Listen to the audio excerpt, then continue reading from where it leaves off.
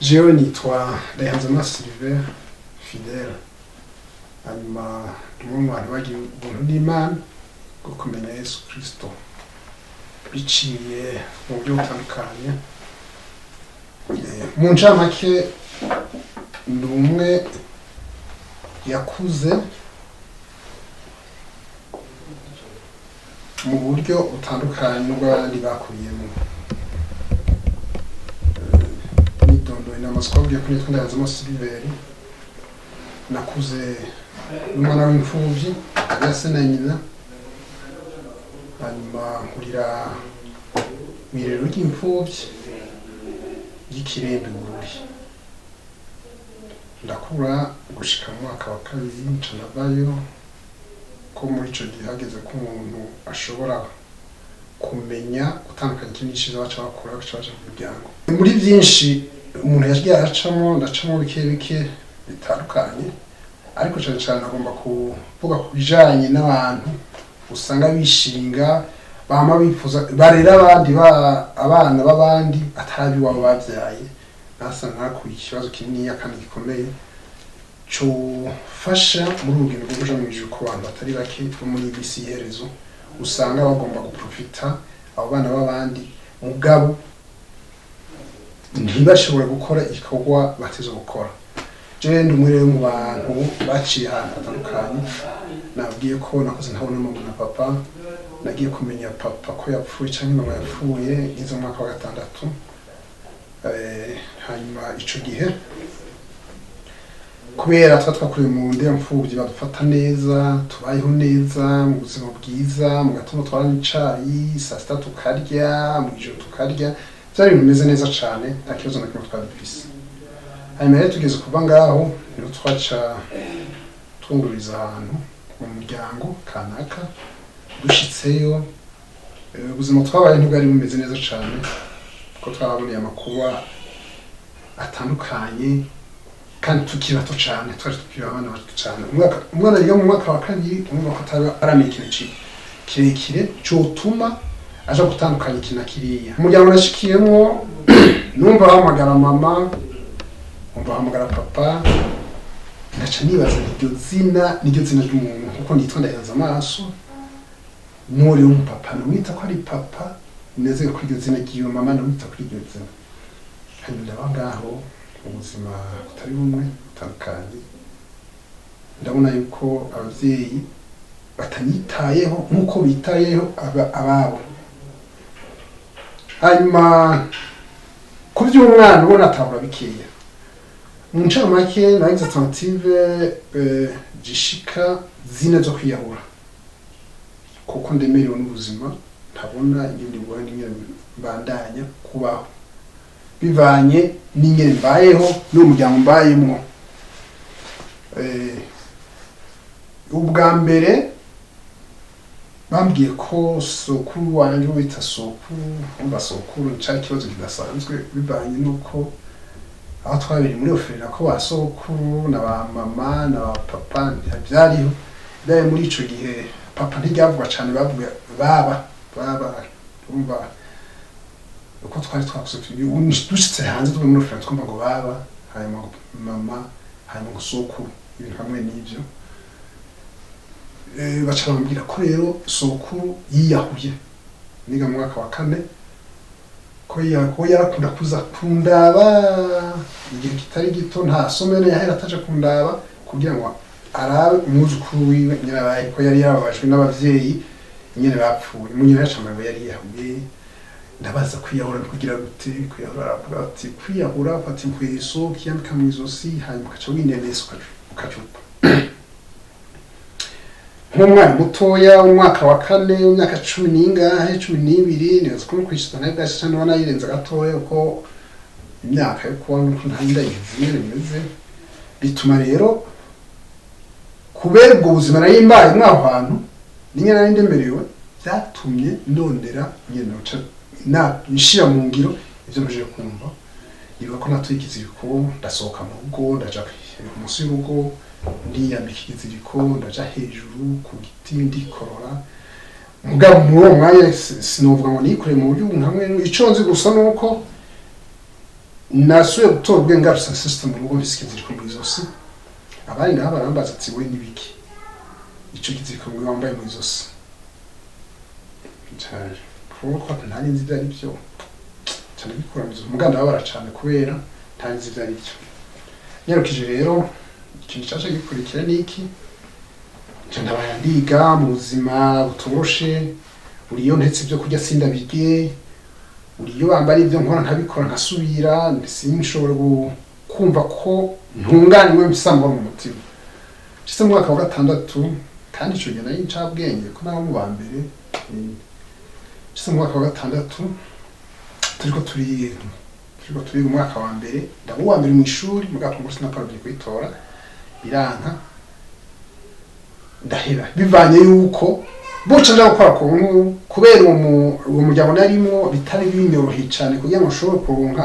ingendo umutwe kurya ni mbe pose nje gukora ikibazo n'ibindi byakunda ko nashika muri sala ya konkuru nkaca ntangura kurira nibuse ivyo nabayemo bikaca bituma rero ndashobora kwiga cyane kwiconcentre mu shuri gutora konkuru ko bitari umwaka w'ibicura gatanu birananiye umwaka wa kabiri ndasubira binaco kimwe mugabo mu mwaka wa kabiri icagiye kumfasha kandi uko mvuye ku ishuri abantu bazi mu Kayogoro twabaye hepfo y'ishuri yo mu Kayogoro Kamabanda komisioni niho naciye mvuye ngaho kimwe naciye nunguriza mu mwaka wa kabiri cabana ndiga mbaho hantu muri uwo muhanda aho hantu rero hari hafi y'ishuri mvuye ku ishuri no naza rero nsanga umuvyeyi papa yari ahari arambaza no nsanga ariko araganiriza umuntu ariko aramubaza ati ahantu turabona umwana tutazi bimeze gute mbere namara ati umwana ari ngaha mvuye ku ishuri ncana numva ariko amuha ico kiganiro naje bicaye nsaba ko ntegeza ko attentif no kumbiza ivyo bintu ariko aravuga by'umwana ava ngaho batazi yaba caba attentif rero mpagara munsi y'urugo ndumviriza amara ati umwana wa Muyomba hanyuma yaje kwera bari muri ofena bagomba kwaca ubwenge acaza ngaha tucatumurira ngaha ndavyumvise rero ntaca ntangura rema igituma mfashwe nabi uwo mama atambona neza cyo kimwe n'abana biwe muri ico gihe rero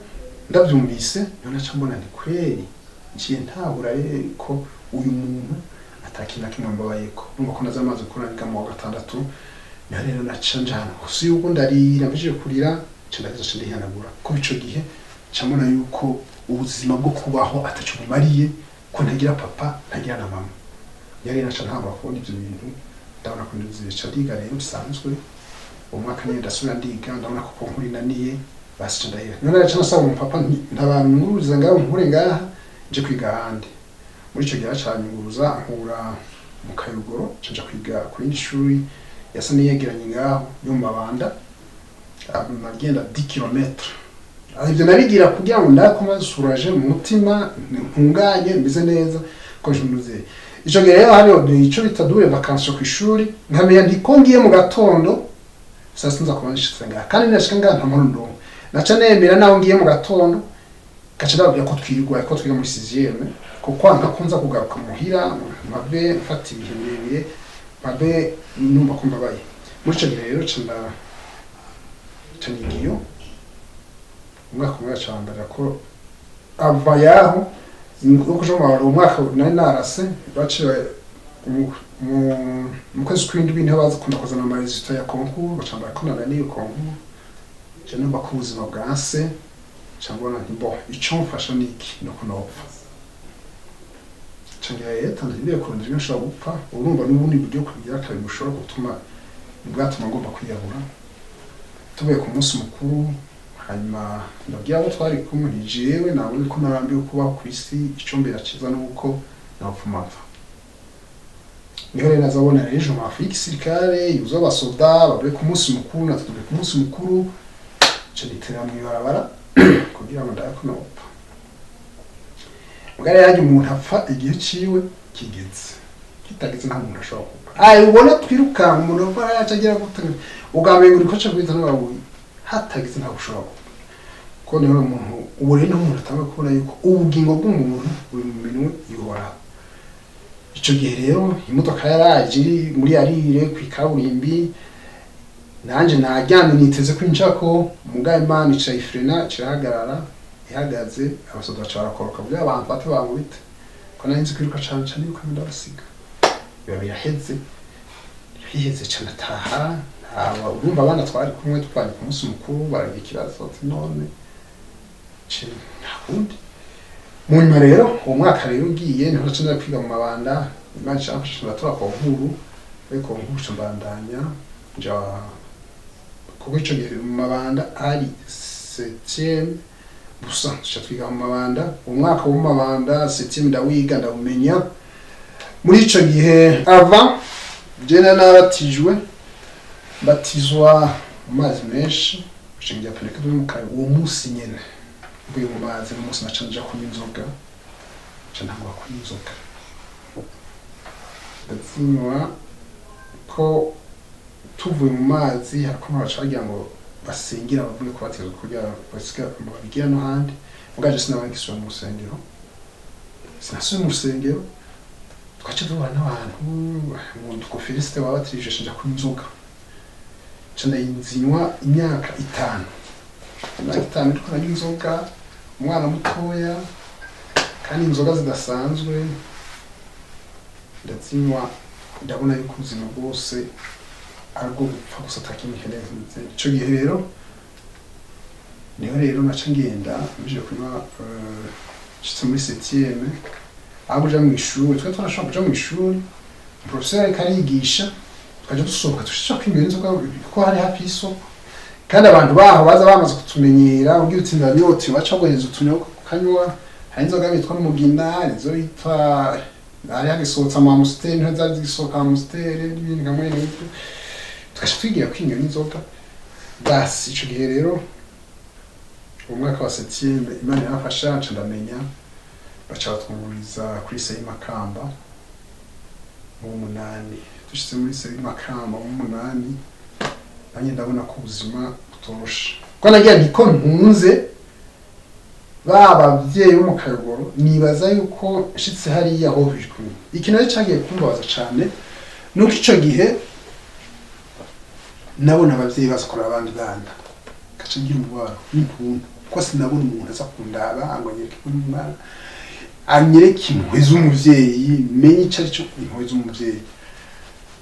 ikibazo rero nacengira nagoma ari ndaho stress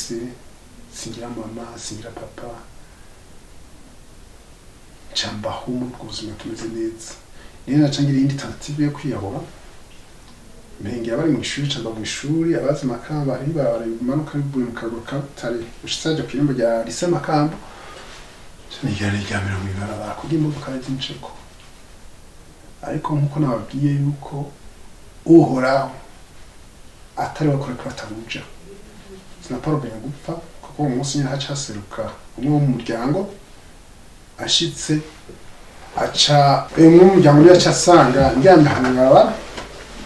kubera kaza bukebuke aca ashika abona umuntu ajya n'ibarabara kuraba asanga umwana wabo cyangwa se sivile kuriki ngaho kumuraba asanga no mu muryango saza mu muryango ndabona ko mission yaje itakunze hanyuma mu nyuma arambatsa ndahora mu nyuma acambarira ngo none ufise ikibazo iki nabuze isabuni nabuze ikaramu nabuze sangura imodokari caturi imodokari catamanuka cojana Makamba harabinguri yafujije atiriya n'amara ca ndasubira ku ishuri nta kirekire kurumva nta kintu cari kunshimisha cyangwa numve ko mbasuraje unuko amahirwe ico nakoze gusa nacenshi kandi ntari bahejeje kumpa mitana bagenje ko yasorora inzoga shaka ibintu inzoga hanyuma nta kindi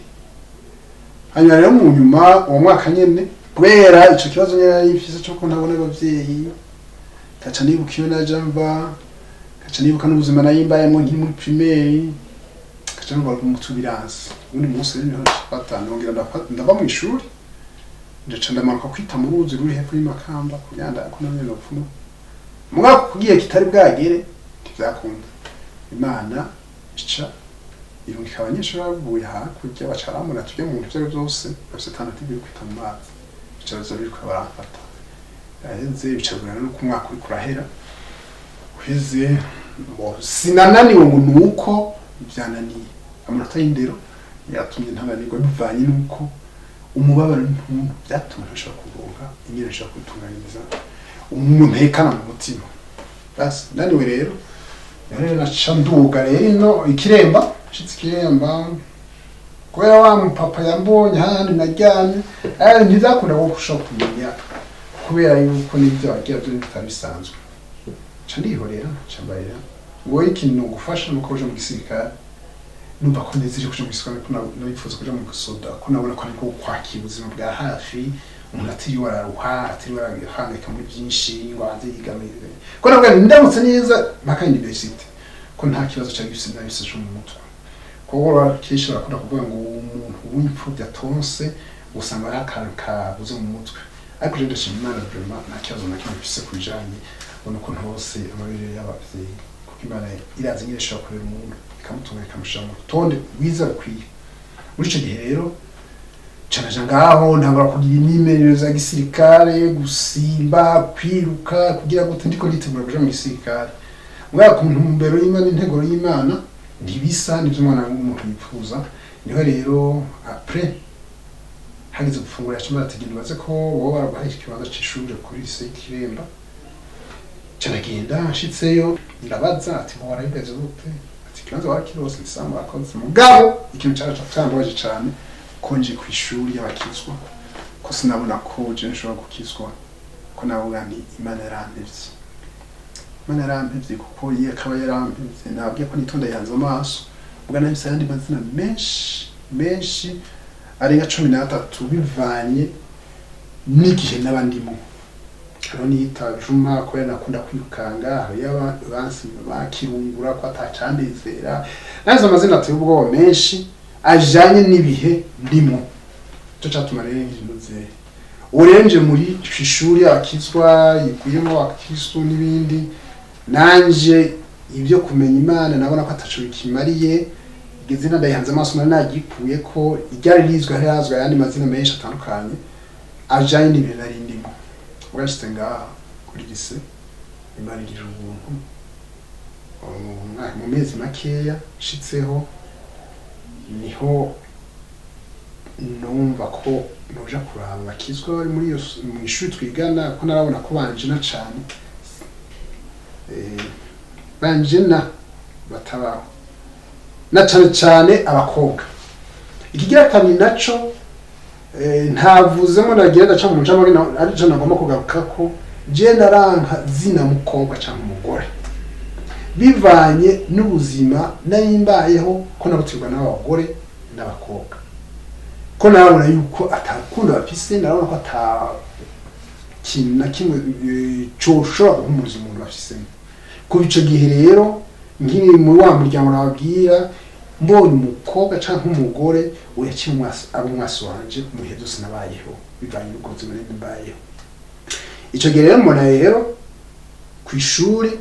watwigisha yano ya mugore watwigisha Kirundi ya mugore nkimvira abantu yazobora ndabona ko bidakunda bidashoboka ko je nsushobora kwana n'abantu nta mugore yafise mbere yanje muri ico gihe c'amukobwa sanga rero muri iyo shuri habiriyemo abakizwa babita abayoshuri ico gihe babakobwa ngiki gihugu je ntashobora kubamo niko rero no ngize imigambi yo kurondera ingene nshobora kurondera ingene nshobora kumaltreta cyangwa gufata nabi aba bakobwa cyangwa abagore mugandi byakunze kuko Imana ifise inzira zose itezo guca mu byo nshobora gutabara umuntu ikintu cyabaye niki nuko umuprofesseur wihaye yinjiye je naca sohoka ko nitwari kugera duhurira mu nzu mu ishuri naca sohoka ko narako ataca fisambarira abo bakobwa twigana urana ko twicara ku paro twicara dukurikije ko amazina akurikirana jina nabuza ko tamuntu bamwe twicarana umukobwa yica ku ntebe ya jene hari inyuma ko kwanga ko twinjigana nize ni nashaka gutekana kandi cyaraza ko umukobwa nabengera kandi cyaraza ko umukobwa wana ko hakuna akunda kwinguza iyo bariko baragenda cyangera gute yazamva na mu kwisikofu ko nta ntaco twadusanga amadosiye nabise kuri Simba kamere yarayo kuko muri se college yo mu Mabanda nta ngorane zaba ko twese twiga turi abahungu nta kibazo cyabo mugashitse muri injise makamba dusanga ni mixed ni muri abakobwa kabamo n'abahungu abo rero twagenda agiye kugira ikibazo ko nibutse bwa buzima bw'abakobwa n'abagore uhirahiye ugahigira n'akantu gato imbere yanjye wazombi kofi bazamara gukusa umugero bazamara kubera iki nagiye mwese muri bipfu ntabutse mu cyose ni rimwe rero navuga nti nta kintu kigoye nko kwishinga umuntu utunze ukaca umufata uko wigombeye umwana gikura akurana ibintu byinshi kandi abona ibintu byinshi nicyo rero cyatuma rero abakobwa cyangwa abagore ndabanka ntabakunda muri icyo gihe rero Imana rero ishitse muri uwo mwaka w'umunani kiremba ndabona cyangwa mfata imigabo ngiye ngo baje muri sare nje kuraba abo bakobwa baza kundizwa cyane mu petite sare iyi sare twasenge bayita petite sare ko n'ubu biracari hazi cyo ngena yicara hari inyuma ndindiriye shavuga icyo gihe Imana ikoresha umukozi yari karigishije muri Imana yanditse muri Matayo 24 ijani ibihe by'iherezo ngiye karavuga hanyuma muri ico gihe nabayeho ni muri wa muryango mbayeho nabi bitameze neza nari mfise intuntu nari mfise isezerano utuzisezerano mutanga ko haje turafise ikimazi kitari gitoya haje umuntu natugire hagiye tindaga kagasoma ngaca ndagasoma ngahera muri Matayo gushika mu byahishura Yohana kugira ngo ndabe kiri ku mutima kucukubuka ayo majambo rero acayongera kugaruka ndayumva ndabona rero ibihe byari biriho kwari mu mwaka w'1990 hakaba hari intambara muri Kuwait bavuga ngo Kuwait na Iraq bakavuga ngo bazoteka ibombe ku buryo isi yubama abo bano ico gihe imvura yari yatazi yari yase kugwa cyane bone ibimenyetso byo ntuze muri Matayo 24 bari bavuze bikuma bigaruka rero abanice mu petite salle tikondo bizo ubutumwa muri ico gihe ndabakomeza ubwoba umutima urahagarara ndabico fatamico ndeka mugasina mu mwanya kugenda niwe dusohotse hari ku Mbere cyangwa umunyeshuri umwe narinzi ndamarije ndafise ikibazo jo no kubajije mugabo umunsi ndibikunda mugabo nyihanganire ejo uzumpa akanya umunyeshuri acagira ati sa bukira caraza mugabo kubera narimenye ibintu byo kwanima izimbyino ibyo kuja amakrose nirwa ndani batu hari cross uwo munsi wa mardi tuva ku munsi wa kabiri tuva ikiremba gushika ibururi turongera turagaruka nje nanima ko cyo kinara gikunda cyane ko nabona ko umutima ubaye suraje utekanye bukibuke mugabije ntibyakunda kubera kubura amahoro niho rero Imana yaciye ubuntu acaza n'umutima nje kumukubaza nje ikintu nagomba kubara n'ikintu kimwe je ndiko ku mutima natekanye kandi kuri uyu numva natekanye simbona ico gukora ico cyangwa bo wense sempre noroshe ikintu gusa nk'umwana w'imfubyi atagira se na nyina ko kigendera mu buregwe ko gikora ibyaha nakaga ico kubera ciza nuko ukwihana wakira umwami wacu Yesu Kristo ndazi ko cwa amahoro agitanga kuvuga Yesu Kristo numva ntango gutemuka mu mutima ntango kuronka amahoro uko yavuga niko natera ndonka amahoro ndumva ko muri Yesu Kristo hari ibanga rikomeye ntabwo rero gufata amajambo arambarira aravuga ndaza ndumva ko mu mutima ndosa amahoro kubera muri iryo joro hari ibindi bikorwa byaciye kurikira muganda agenda ko numvise ikintu nokora cyafata n'idesizo mu mutima cyo nokora